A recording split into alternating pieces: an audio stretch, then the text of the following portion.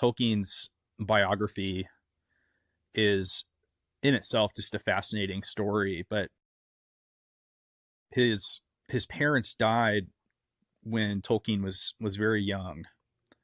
His father was a banker in what would later become South Africa, and he died when Tolkien was only 3 years old. And his mother and his younger brother and Tolkien moved back to England.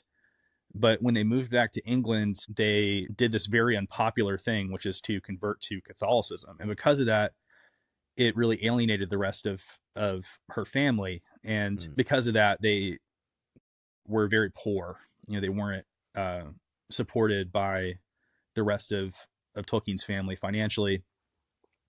And she, when Tolkien was still very young, died of diabetes.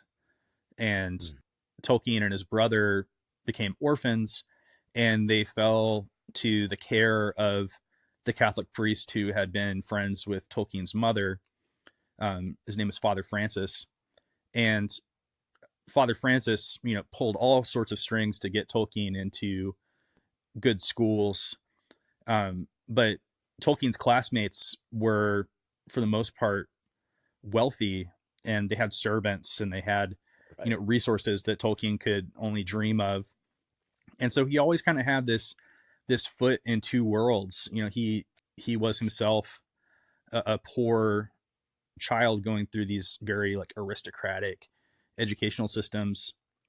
But even when he found real success as a professor, he never had the same financial means as a lot of his peers. He had to work doing odd jobs into his adulthood. Even up until the point of The Lord of the Rings being published, he had to take on extra jobs grading papers.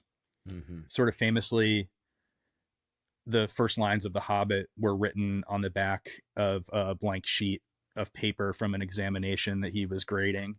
I had never heard that. That's an awesome detail.